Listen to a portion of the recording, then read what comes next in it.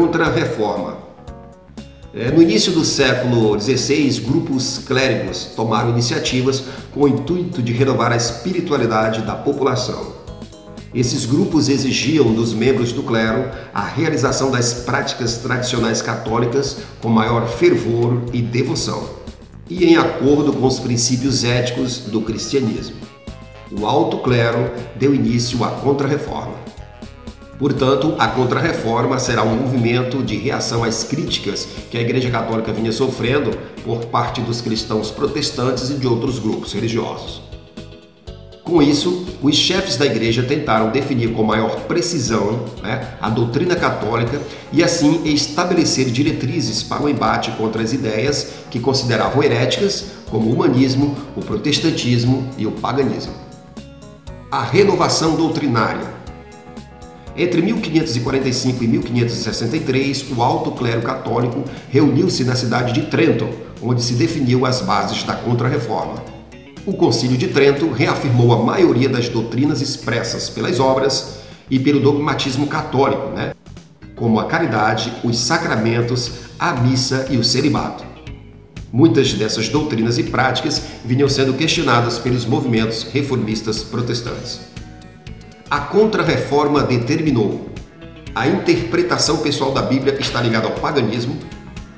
Somente os clérigos católicos, por meio da interpretação teológica da Bíblia, são capazes de interpretar o verdadeiro significado da doutrina cristã.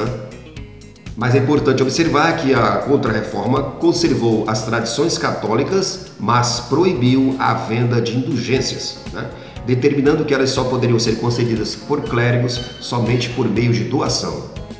A criação de seminários e escolas. Foi determinada a criação de colégios católicos para educar a população em geral, como também foi determinada a criação de seminários para formar padres que pudessem conhecer assim profundamente a doutrina católica, capacitando-os para a prática da catequese, ou seja, do ensino do catolicismo. A Companhia de Jesus de 1540. Entre as instituições encarregadas de divulgar os princípios definidos pela Contra-Reforma, a principal delas foi a Companhia de Jesus, criada em 1540. O espanhol Inácio de Loyola, fundador da companhia, renovou a disciplina clerical ao estabelecer um rigoroso guia de meditações e penitências, chamados de exercícios espirituais. Os membros da Companhia de Jesus eram chamados de jesuítas e participavam da educação catequista, ou seja, do ensino da catequese, inclusive em diversas missões evangelizadoras, as perseguições religiosas. Nos séculos XVI e XVII, os europeus conviveram com uma intolerância religiosa. Os cristãos que adotaram as novas doutrinas foram considerados heréticos pelo clero católico. É importante ressaltar também que muitos protestantes também praticavam a perseguição religiosa, mas no geral voltada para os pagãos. O Tribunal do Santo Ofício de 1542. A Igreja criou o Tribunal do Santo Ofício em 1542, também chamado de Inquisição Moderna, e tinha por objetivo investigar e perseguir suspeitos de heresia. E obtinha essas confissões através de métodos de tortura, e também a Igreja também tinha o poder de condená-los à morte. E essas execuções eram chamadas de autos de fé, que muitas vezes era feita por cremação em fogueira, em grandes eventos abertos ao público. O Índex. O Índex era uma lista de livros considerados heréticos pela Igreja Católica, E nessa lista eram incluídos livros de Erasmo de Roterdã, Maquiavel, Lutero e Calvino. Quem eram os hereges? No início da Idade Moderna, muitos clérigos e nobres haviam dizimado já muitas crenças consideradas heréticas, perseguia quem as divulgava e proibia também sua divulgação. Nesse período, vários pensadores cristãos vão se aproximar do protestantismo, do racionalismo científico e de outras religiões. A Inquisição em ação. No início do século XVI, vários cientistas como Galileu Galilei foram condenados pela Inquisição e obrigados a negar suas ideias heréticas.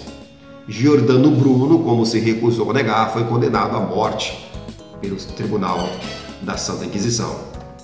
Muitos católicos, como protestantes, costumavam delatar aos tribunais da igreja ou do Estado qualquer pessoa com atitudes suspeitas de conduta herética. Entre as pessoas mais visadas pelos delatores estavam os cristãos novos, judeus ou muçulmanos convertidos, e as heresias mais perseguidas eram as consideradas pagãs, como a magia, a alquimia, o ocultismo, a astrologia, consideradas bruxarias ou feitiçarias. Bruxas ou feiticeiras. Geralmente eram consideradas bruxas ou feiticeiras mulheres, conhecedoras de cultos tradicionais germânicos ou de técnicas medicinais e farmacêuticas. Estas mulheres eram geralmente as parteiras, as curandeiras ou conselheiras. A Inquisição condenou muitas mulheres à morte na fogueira, acusadas ou de possessão demoníaca ou do uso de encantos, ungüentos mágicos para prejudicar pessoas. As perseguições às mulheres aumentavam em épocas de crise social ou em épocas de grandes catástrofes naturais, onde estas eram responsabilizadas por tais.